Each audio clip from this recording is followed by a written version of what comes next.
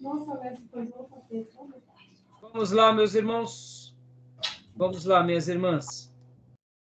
Continuando aqui nosso último bloco do nosso quarto dia de aula de introdução ao Antigo Testamento 1. Nosso último bloco.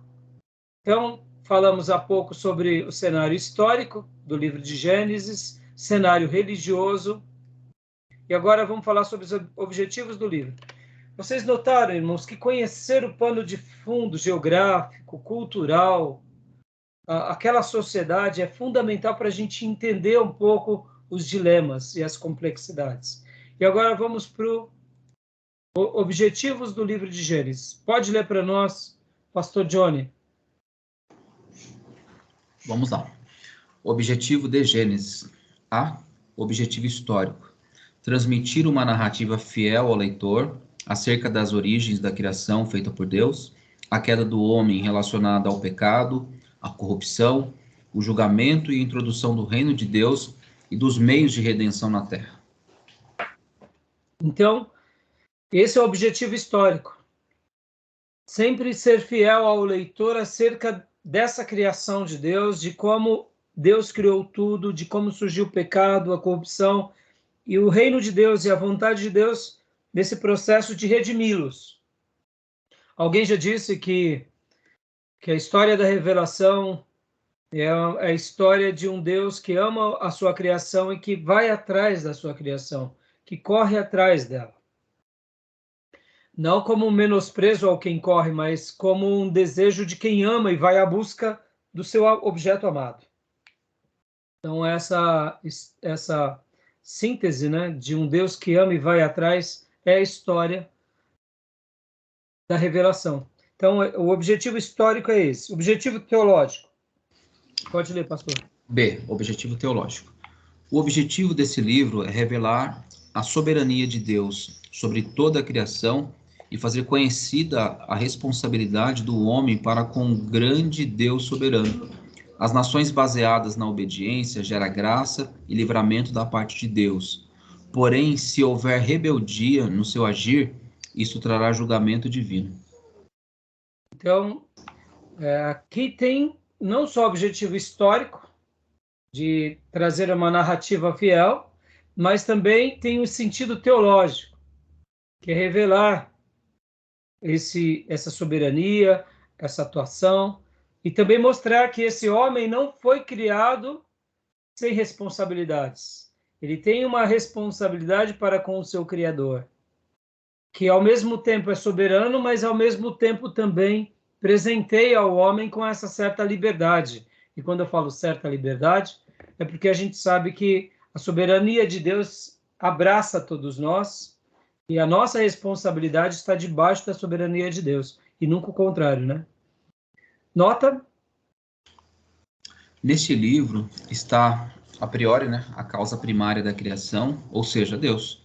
Sua existência é vista como fundação incontestável de toda a verdade, sem a necessidade de apresentação de provas.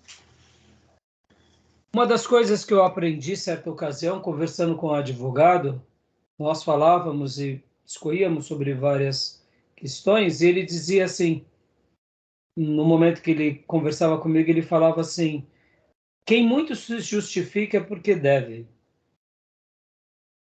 E Deus, na sua revelação, ele não se explica, ele só fala. No sentido de, ele narra fatos. Ele não fica se explicando. Ele revela a sua vontade, porque ele quer se fazer conhecido. Mas Deus não fica se explicando. Porque um dia eu estava lá na eternidade, aí pensei, né? Deus, ele é como se ele literalmente, na sua maneira de se manifestar, ele dissesse: eu não preciso me explicar. Você pode crer em mim e me obedecer se você quiser, mas eu não me explico a você. Pode ver, irmãos, olha que interessante. Quando nós estamos tentando defender Deus, é até uma incoerência, sabia? Deus nunca pediu para ser defendido. Já notaram? Ele não diz assim: meu servo, me defenda, defenda a minha causa. né? Talvez você ache estranho o que eu estou falando, mas você vai concordar comigo. Quando nós defendemos Deus, não é pela pessoa de Deus, mas é pela mente da pessoa que ouve e que não crê em Deus. A gente tenta convencer a pessoa de que Deus, o eterno, é bom. A defesa que fazemos de Deus não é para defendermos Deus, é para tentar trazer luz à pessoa de que vale a pena seguir a esse Deus eterno. Chegou mais um filhão. Boa noite, filhotes.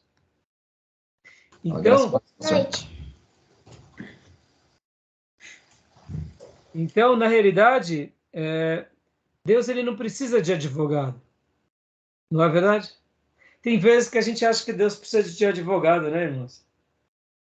Na realidade, nós precisamos de advogado e o amor de Deus, ele é um amor tão grande que quando nós vamos falar para alguém, nós tentamos mostrar para a pessoa que vale a pena seguir a Deus. Mas tem vezes que a gente não está falando para a pessoa que vale a pena seguir a Deus. A gente está defendendo Deus como se ele precisasse. E não precisa, né? Deus não precisa de defesa. Por isso que ele não se explica. Ele apenas revela a sua vontade. Por isso que é nisso também que a gente vê um gesto de soberania dele, né? O rei não se explica. O rei decreta a sua vontade e os seus súditos ou obedecem ou não. Por isso que o fato de crermos em Deus é um ato de fé. Agora, ele é tão amoroso, ele é tão complacente, ele é tão benigno que tem vezes que docilmente ele nos explica. Ele nos explica porque nós somos pecadores, somos falhos, somos ignorantes, e por causa disso ele tem paciência conosco. É o amor dele se dirigindo a nós para nos livrar das nossas vidas erradas e de um futuro pior, por esse grande amor que ele vai nos convencendo. Ele vai nos convencendo dizendo, olha, vale a pena você me obedecer, vale a pena você me seguir, o que eu tenho para você é melhor do que você tem para você mesmo, do que as suas escolhas. Então, na realidade, ele nos convence com paciência e misericórdia, não porque ele precisa ser defendido, é porque nós precisamos ser libertos de um mal pior. Né? Então, é interessante, né, essa questão da soberania de Deus na nossa vida, né, irmãos? Então, a existência de Deus ela é incontestável. E toda a verdade dele é simplesmente a maior verdade de todas, né? Deus não precisa dar provas. Por isso que o livro de Gênesis não é um livro cronológico, não é um livro arqueológico, não é um livro histórico no sentido... Podem ver que Deus ele não está preocupado de decorar a historicidade dos fatos. Ele não está preocupado. Na revelação, nós não vemos isso. Nós não vemos isso. Olha, eu estou me revelando a você, Moisés, nos dias de tal faraó. Registra aí, viu? Porque na história, lá na frente, Deus não faz isso. Então, é bom que a gente saiba disso, porque diante dessa compreensão, nós notamos que ele é soberano, ele não precisa dar provas. Ele narra fatos, revela a sua vontade. E, naturalmente, ele se revela num tempo, numa história, com um povo, numa geografia, num contexto, numa cultura. Mas Deus, ele em nenhum momento, pode ver que todos os profetas de Deus, com raríssimas exceções, a gente entende um pouco melhor o contexto social. Por exemplo, o profeta Isaías, quando ele recebe aquela grande visão do trono de Deus, ele menciona a data, ele menciona o reino. Mas nem todos fazem isso. Abraão mesmo, Deus fala com Abraão, e a gente não sabe direito como que foi tudo isso. Eu vou pregar uma outra mensagem sobre Salomão, e no texto que eu estou estudando, de 1 Reis, diz assim, a palavra do Senhor veio a Salomão. Só fala isso. Como foi? De que forma? Salomão acreditou tanto que ele viu essa palavra sendo cumprida na vida dele e nos seus. Mas a gente vê isso com a maioria dos profetas. Pode ver que o profeta Elias era Elias de Tisbe. Que mais? Quem era o pai de Elias? Quem era a mãe? Qual era a cidade? Elias, ele aparece do nada. E é meio enigmático Elias, né? Porque ele aparece no meio do nada. Ora, Elias de Tisbe, em Gileade, disse a Acabe. É assim que começa a vida de Elias. Capítulo 17 de 1 Reis. Mas não tem uma explicação? Não tem que dar provas? Não. Ele era um profeta. Interessante, né, irmãos? Então, guardem isso, né? É importante porque isso aqui destaca a fé e não destaca a razão humana, tá bom? Tudo bem até aí, irmãos? Alguma dúvida? Tudo bem. Então, Gil, cenário religioso, já vemos. Vamos lá, Gil, cenário religioso de novo. A gente tinha visto há pouco o cenário religioso. Vamos voltar aqui também para outras informações a respeito do cenário religioso. Ok. Espera aí, eu acho que é o mesmo texto. Não. Espera aí. Ah, eu puxei errado, desculpa. Não, Acho que é outro mesmo, você. é outro, é outro. Pode Isso. ir. No Gênesis, havia um relacionamento pessoal do povo para com Deus. Antes do dilúvio, a nação era monoteísta. Acho que essa parte já lemos, né? Sim, mas É ele está outra parte. repetindo de novo, né? Mas é Ou outra seja, parte, mas está repetindo. ok. Ou seja, adoravam ao Deus único. O castigo do dilúvio acontece por conta da rebelião e a insolência do povo em virar as costas para Deus. A idolatria expandiu-se de forma desproporcional, tanto na Caldeia quanto no Egito. Eram idólatras. O pecado da idolatria entrou nos lares e contribuiu com a destruição de muitas famílias. O dilúvio quase exterminou a raça humana. Praticamente, né? Mostrando esse distanciamento da raça. Continua, por gentileza. A aliança de Deus, a aliança que Deus fez com Abraão, de torná-lo uma nação, serviu como fonte de bênção para as nações, e nele, Abraão, o plano de redenção estava sendo executado.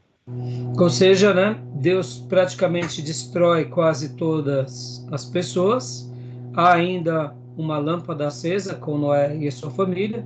E agora essa lâmpada, ela novamente torna a expandir a sua luz com Abraão para todas as demais nações que depois também se desviaram. Ou seja, a história se repete, né, irmãos? A história se repete.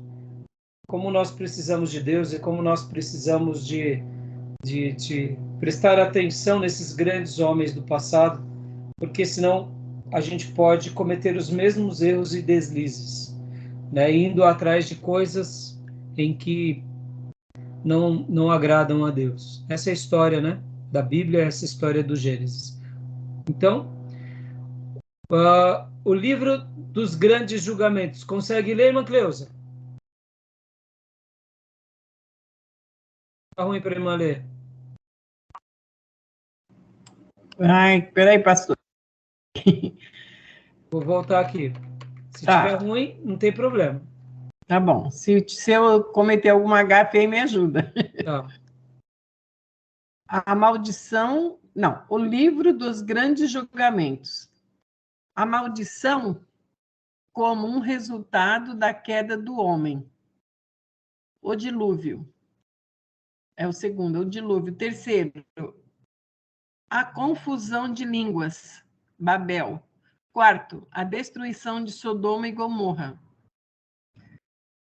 O acontecimento desses julgamentos ocorreu por conta da rebelião e corrupção do ser humano. Os destroços de cada julgamento, é isso? Isso. destroços de cada julgamento servia como lembrete para as nações futuras, que a ira de Deus é contra o pecado, mesmo em tempos de graça. Ótimo. Então, Gênesis vai mostrar também que, ao mesmo tempo em que Deus se revela que Ele ama, que Ele é misericordioso, também é um livro dos grandes julgamentos. Na queda, no dilúvio, Babel e Sodoma e Gomorra. Agora, olha que interessante, né, irmãos? Mesmo que caiamos, Deus vai nos dando chances. Há pouco eu falava de Elias. Qual foi o cenário que Deus levanta Elias? E para onde que Deus levanta Elias? Eu comentei na aula passada, no bloco passado, a divisão do reino. Boão e Jeroboão. A tribo do norte, a cada dia que passa, vai se distanciando mais de Deus. Ao ponto que vem Acabe. E não somente Acabe, mas Jezabel. Você tem que lembrar que Acabe era o rei, mas a rainha que dominava era Jezabel, uma seguidora de Baal. E nos dias de Acabe, Jericó é reconstruído. E é nesse contexto que acaba a 1 Reis 16, e aí Deus levanta o profeta Elias e levanta a escola dos profetas como uma luz. Para onde, irmãos? Agora eu te pergunto, Elias foi profeta na tribo do norte ou na tribo do sul?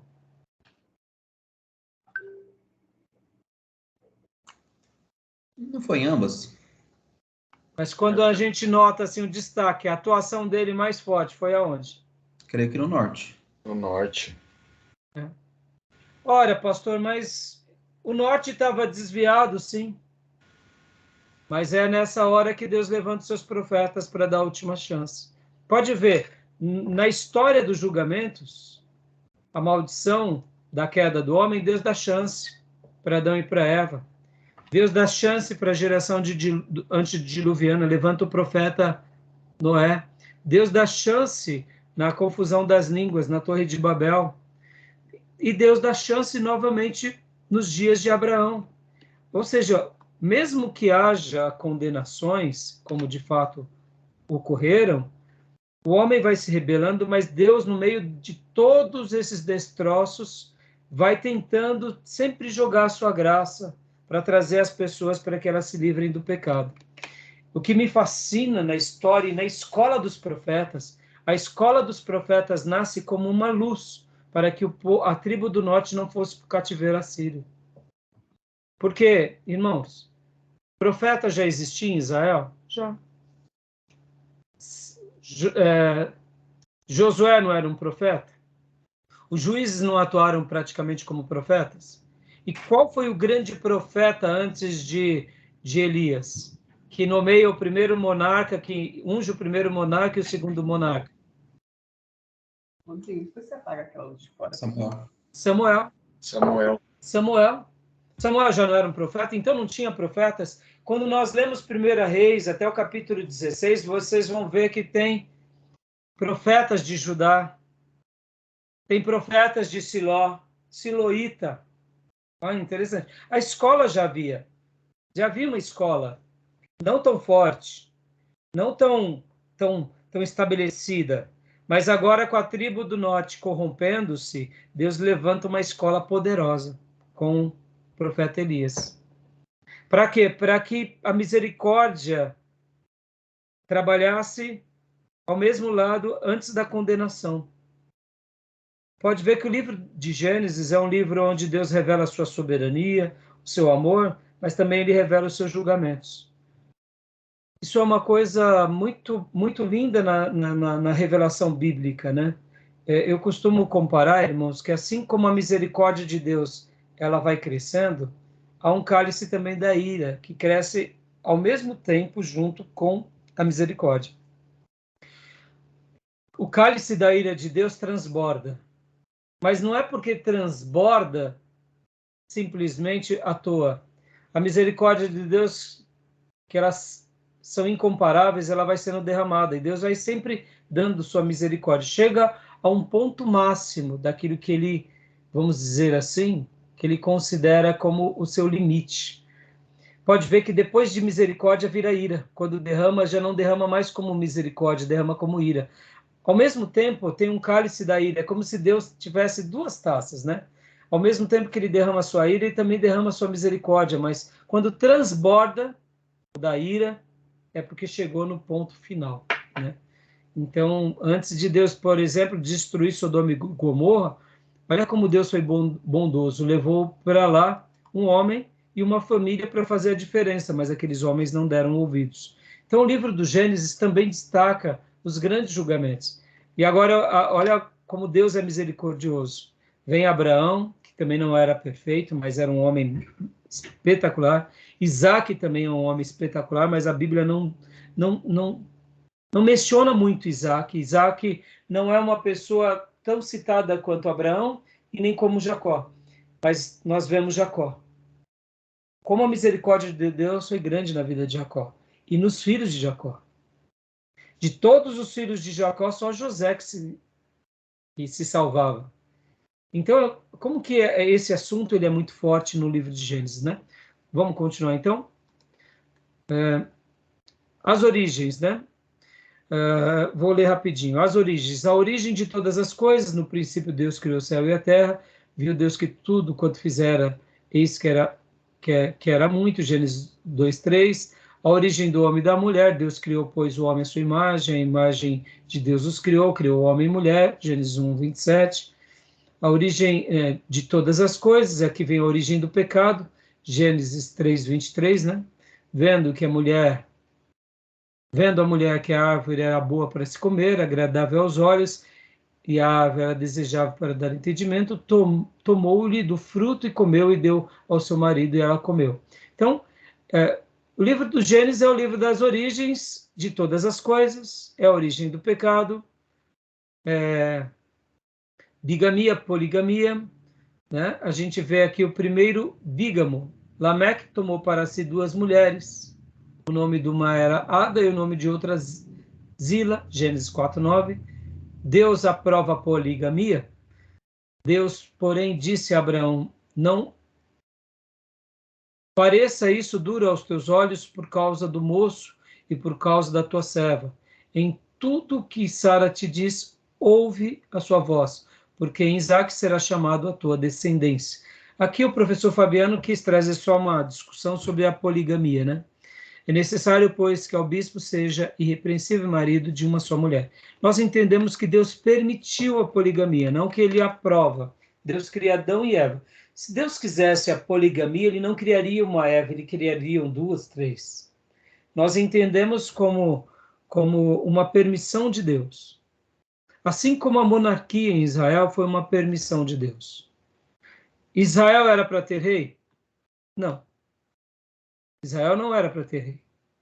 Nós vemos isso que quando Deus fala com Samuel, Samuel está ali questionando Deus e Deus está até falando para Samuel: não, eles não te desprezaram a você, Samuel, desprezaram a mim, porque eu era para ser o único rei deles.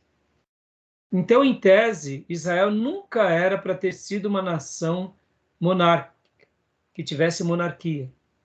Era sempre para ser uma nação teocrática, onde Deus era o seu rei e o seu tudo.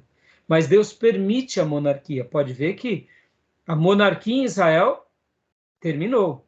Nós não temos mais a monarquia. O único que se estabelece como rei é o rei dos judeus, que é Jesus, que o seu governo não tem fim e que ele governa para sempre. Mas partindo do pressuposto que Jesus é Deus, então não teria nenhum problema, porque de fato ele nasceu para ser rei.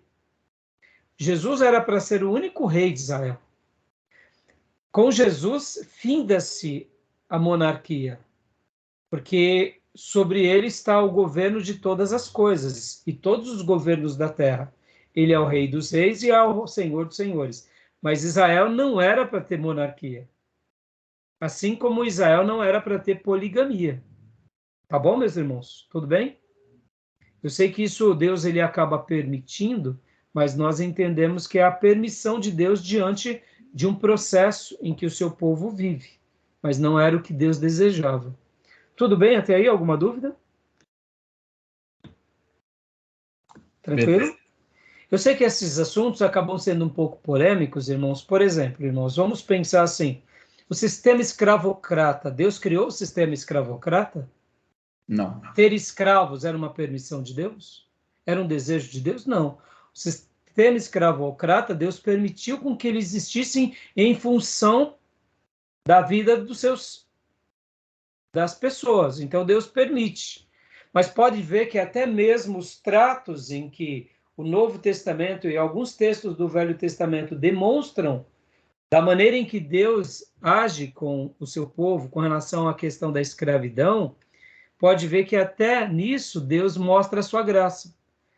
Vocês se lembram que no Velho Testamento, quando chegava a um ponto em que um escravo ele estava livre do seu senhor, ele tinha essa alforria, lembra disso?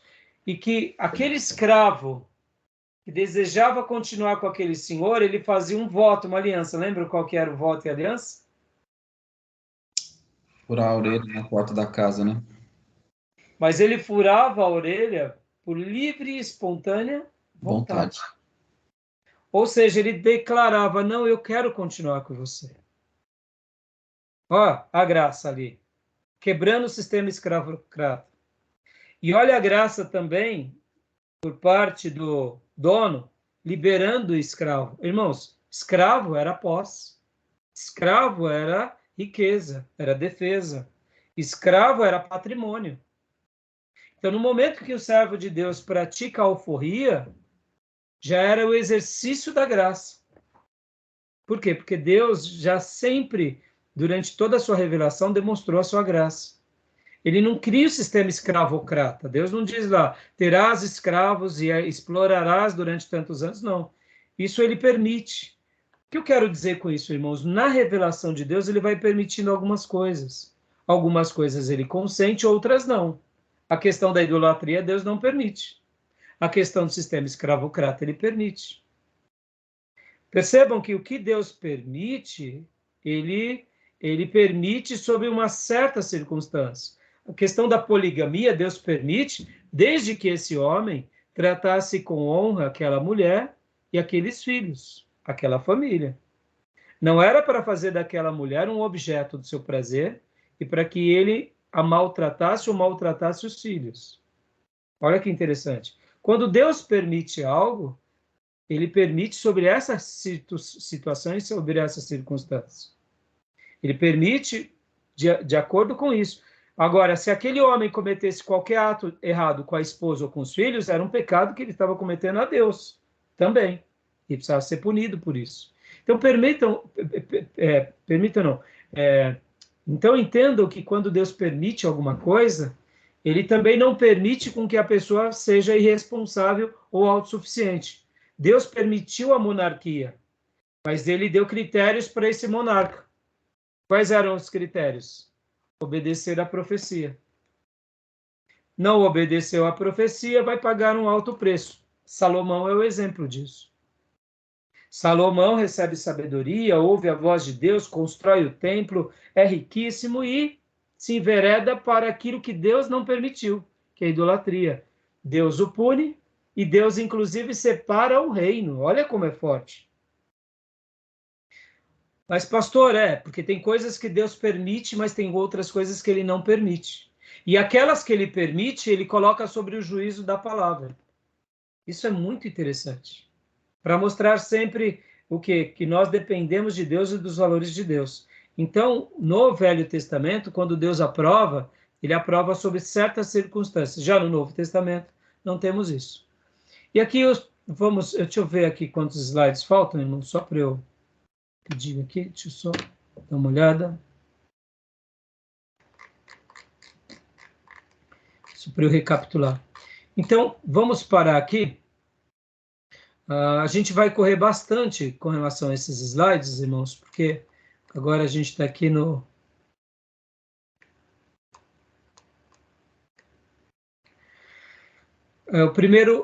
Os primeiros homicídios. Esses slides, irmãos, eles não são slides, eu diria. Eu vou parar por aqui, tá bom? Paramos aqui nessa parte, os primeiros homicídios da história bíblica, tá? Esses slides vão sendo uma reconstrução do livro bíblico, né? Agora, é claro, nossos livros textos, por que eu estou fazendo questão de dar os slides como uma síntese? Porque nos nossos livros textos tem todas essas informações e muitas outras. Se nós ficássemos lendo aqui o livro texto, a aula ficaria muito pesada. Então, eu quero lembrar aos irmãos, leiam o livro texto, tomem as suas notas, porque com certeza, como eu disse para vocês, né, até chegarmos nos livros de Gênesis, já andamos bastante. Por exemplo, né, olha aqui, no livro Panorama do Antigo Testamento, para a gente chegar em Gênesis, tem 70 páginas anteriores. Ou seja, são muitas informações. E aqui também, por exemplo, se nós fôssemos reproduzir nos nossos slides tudo isso, ficaria, eu diria, muita informação nos slides. Então, a gente vai trazendo essa síntese para facilitar e para que os irmãos também tenham esse material de slide como uma utilidade, até mesmo em escola bíblica, é uma coisa mais, sabe, vocês vão dar uma síntese, já está pronto o slide. Agora, é claro, se vocês quiserem enriquecê-lo mais, aí eu sugiro vocês irem para o texto dos livros e fazerem toda essa composição, tá bom? Por exemplo, aqui, ó, no nosso livro do Hill e do Alton, o esboço de Gênesis começa a criação, do capítulo 1, versículo 1 ao capítulo 2, versículo 3. Segunda parte, antes dos patriarcas, a necessidade de um povo da aliança. Aí vem aqui, por exemplo, algumas divisões, né? Depois, terceiro, os patriarcas na Palestina, a instituição do povo da aliança, que começa no capítulo 11, versículo 27 ao capítulo 25. E aí segue com Terá, Ismael, Isaac, Esaú e também até Esaú, e depois vem os patriarcas no Egito. E aí vai dando essas divisões. Então, assim, aqui, no caso, irmãos, no nosso livro, você vai ver, assim, muita informação boa, rica, e quero que vocês tirem as dúvidas, vão estar lendo. Essa matéria, ela vai ser mais fácil de compreendermos, de nos aprofundarmos por meio de todas as leituras, tá bom? É uma matéria como história eclesiástica, que a leitura vai ser determinante. Porque são muitas informações, né, irmãos? A gente tem que lembrar que são praticamente séculos de história num período patriarcal, que vai de Abraão até Moisés, são muitos anos. São praticamente 500 anos de período patriarcal. Então, a síntese de 500 anos nós temos na vida desses grandes 3 patriarcas e José do Egito. Mas a gente tem que lembrar que são praticamente 500 anos. Ó, Abraão é por volta do ano 2000 a.C. Moisés é por volta do ano 1500 a.C. Abraão vive 175 anos. Jacó vive também um período longo. Isaac, um período longo. Jacó também um período longo. José é o que vive menos. Então, quando nós vemos esse período tão vasto de dias, é claro que aí tem ainda o período que o povo vai para o Egito, 400 anos, quer dizer, são muitas informações, tá bom? Alguma dúvida, meus irmãos? Irmã Cleusa? Pastor, eu não sei se nas próximas aulas vai ser mencionado, eu sei que há uma corrente que questiona a leitura do tempo, a datação do tempo, como nós enxergamos hoje, 365 dias, equivalente a um ano. Eu sei que existe uma linha teológica que questiona se, de fato, antes do dilúvio, os homens que viveram, sei lá, Matusalém, 969 anos. Não é, segundo a nossa contagem, 969 anos. É menos, né? Pelo que eles colocam. Eu não sei se o senhor vai falar sobre esse assunto. Não estaria dentro da nossa pauta, né? Tá. Mas assim, o que você gostaria de... O que você ouviu, só para a gente já deixar como um esclarecimento e Claro. qual é a dúvida? O questionamento, segundo algumas pessoas que eu ouvi, é que essa a datação ou a forma cronológica com que eles calculavam o tempo no passado é diferente da nossa. E aí, obviamente, de novo, né, o questionamento de que a Bíblia, em algum momento, se equivocou em passar essa informação. A pergunta é, o senhor acredita que a datação ali colocada realmente tem a ver com a datação que a gente considera hoje? Ou é uma forma diferente que eles enxergavam lá? Eu vou te responder essa pergunta mais ou menos como, por exemplo, a questão do dilúvio. Por exemplo, irmãos, há um debate muito grande se o dilúvio ele foi local ou se ele foi nacional. Ou mundial, né? Mundial, aliás. Se ele foi local, né, ele pegou uma região apenas, ali aquela região da Palestina, aquela região ali, ali do Mediterrâneo, né? Ou se ela foi mundial. Eu, particularmente, não vejo problema algum de ter sido mundial. Eu não vejo problema nenhum. Se foi parcial ou se foi mundial, para mim não invalida o milagre, o feito. No entanto, quando eu penso, eu particularmente acredito que foi mundial, tá, irmãos? Por quê, pastor Reis? Simplesmente pelo globo terrestre, polo norte, polo sul. Se houver o degelo, para onde vão essas águas? Cobre-se praticamente muitas cidades, muitos lugares. Eu, particularmente, acredito nessa questão do dilúvio ser mundial por dois fatores.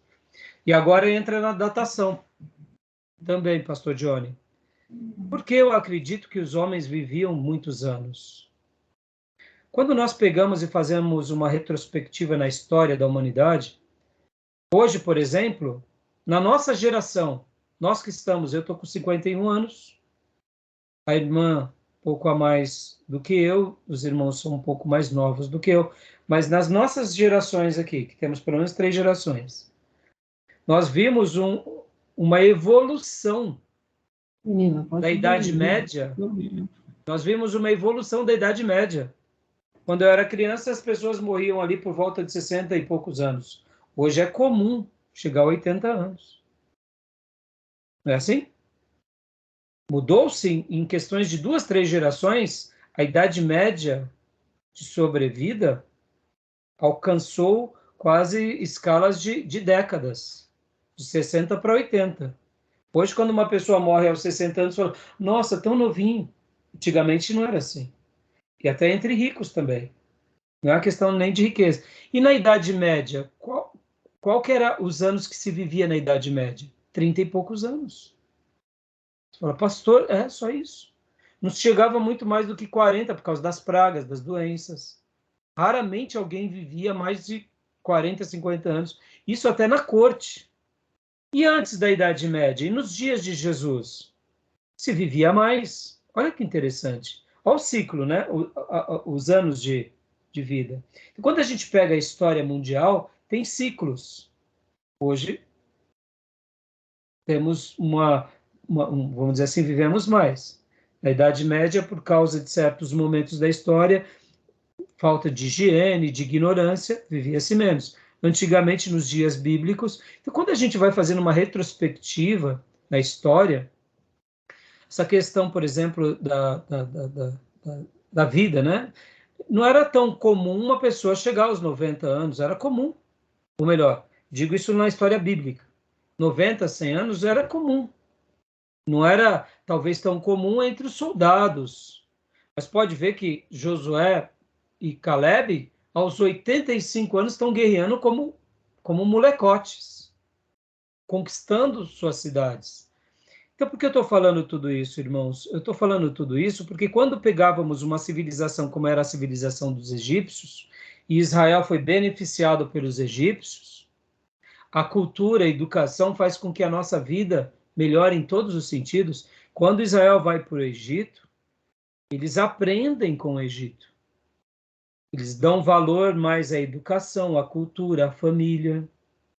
Então, alguns valores bons do Egito foram para os judeus.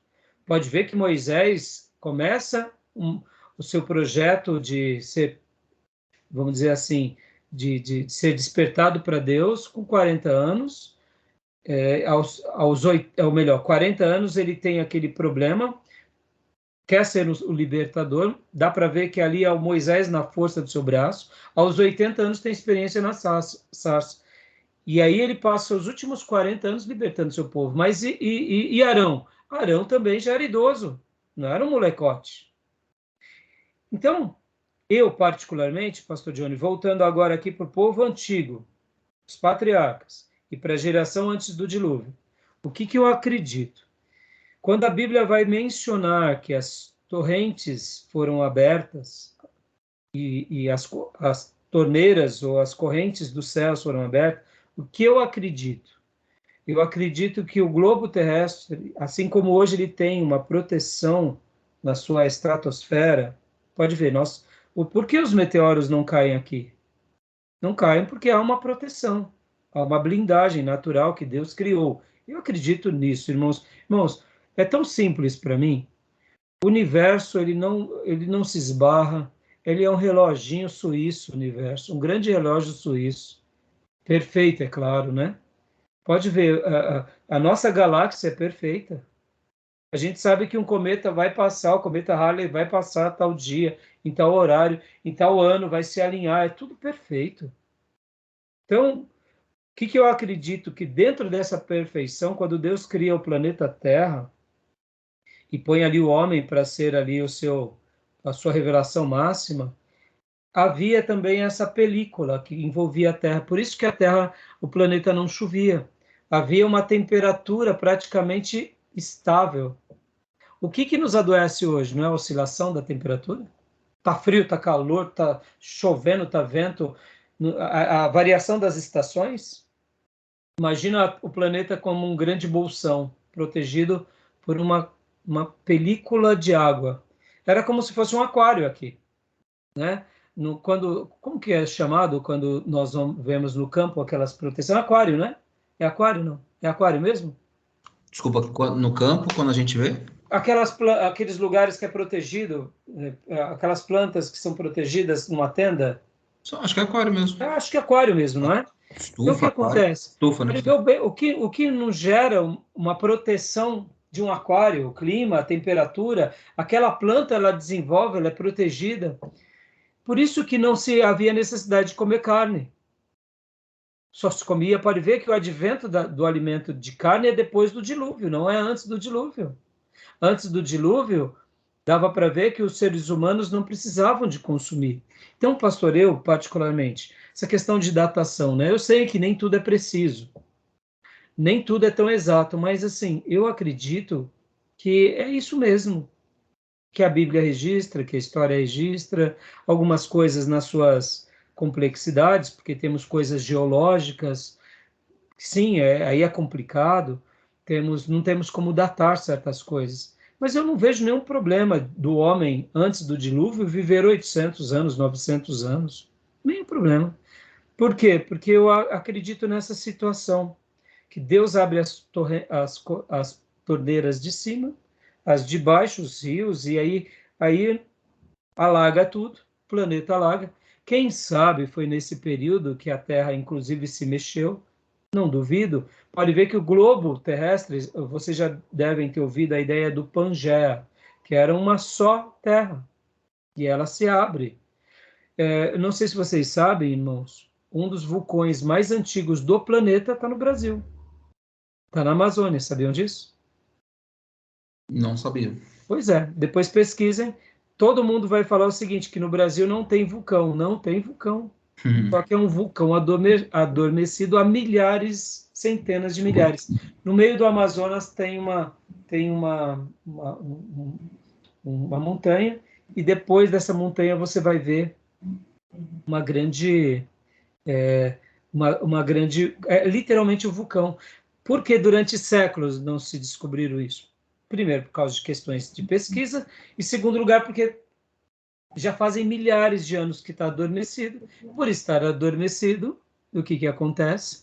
Há uma floresta toda cobrindo. Mas quando você vai pesquisar, vocês vão ver que o Brasil tem um dos vulcões mais antigos do mundo. Dizem que em Ribeirão Preto também tem um, né? Então, não é só um, são mais do que um. Agora estão adormecidos. Aí eu falo, Pastor Johnny, existem muito mais coisas que a gente nem imagina. Né? Por exemplo, quando falam, né, tem esses mistérios todos do ouro, do Amazonas, irmãos, eu não duvido de nada disso. Né? O nosso país é riquíssimo. Deixa eu só fazer uma última observação aqui. Por que há uma preocupação tão grande de ONGs no Amazonas e não no Nordeste brasileiro? Se há uma pobreza, temos que cuidar dos índios, E por que não cuidar do sertão nordestino há séculos?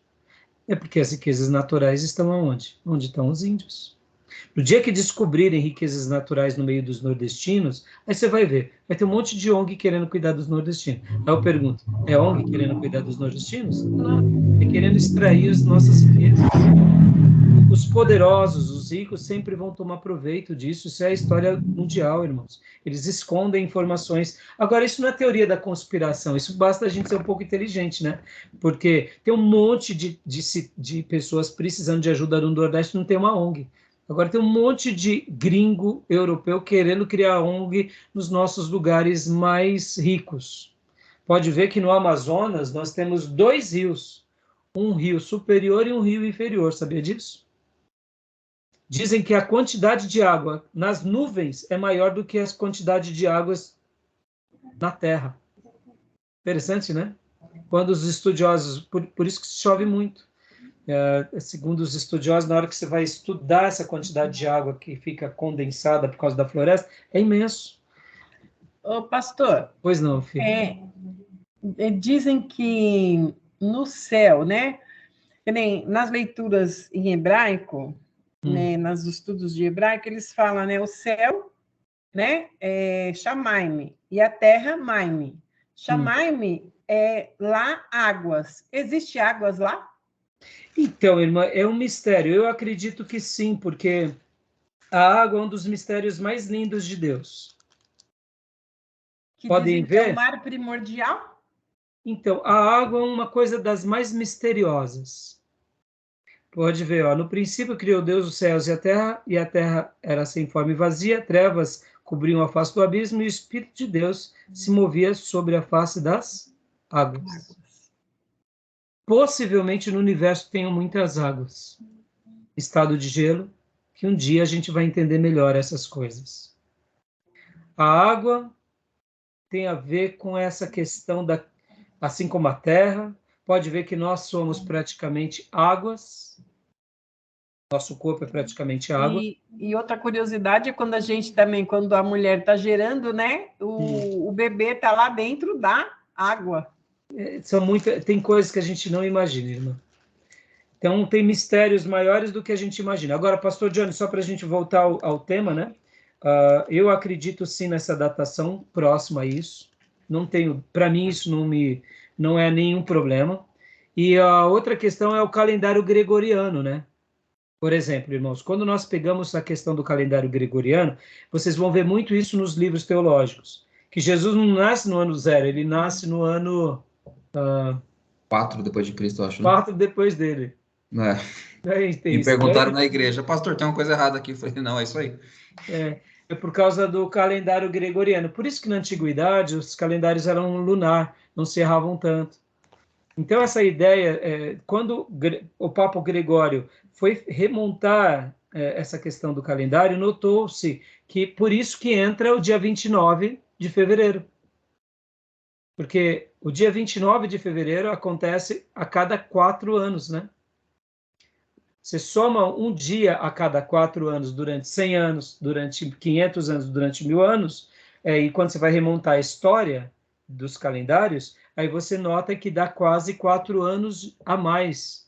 Por isso que tem essa diferença. Mas fora disso, do calendário gregoriano, podem haver outras discussões, pastor e irmãos, sobre essa questão, mas para mim, isso é que nem, por exemplo, o poder de Deus na criação dos 7 dias. Eu acredito tanto, irmãos, que Deus criou tudo em 7 dias. Ele é poderoso, irmãos, ao universo. Hoje nós temos o telescópio James Webb, está lá fazendo pesquisas científicas, mapeando as galáxias. Existem muito mais mistérios que a gente não imagina, mas o universo, por que os cientistas que eram ateus agora se tornam mais crentes? Porque quando eles vão estudar o universo, e tudo isso, irmãos, está tão distante da gente, a gente não tem esse poder, essa atuação. A gente mal consegue entender o ser humano e os mares, entendeu? Então, nós seres humanos fomos dotados com uma capacidade magnífica, que é de sermos criados à imagem e semelhança de Deus, e quanto mais a gente crê em Deus, mais sábio, na minha opinião, a gente se torna, né? Tá bom, meus irmãos? Então, nenhum problema? Desculpa, eu não sei se eu ajudei, se eu piorei, se... né? Tá bom, meus irmãos? Amém. Fechamos por aqui?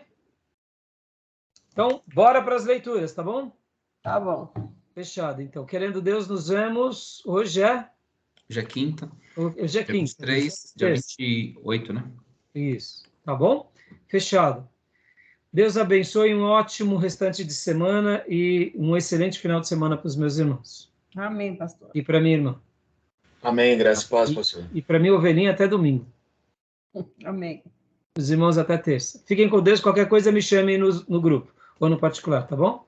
Deus abençoe, amados. Graça e paz a todos, bom descanso, até terça. Depois eu vou chamar o pastor no particular para mim conversar com o pastor em questão do seminário mesmo, tá? Tá bom, tá bom. Então, aí eu preciso saber uns negócios. Tá bom, a gente se fala, tá? Deus abençoe. Amém. Paz. Tchau, tchau. A paz.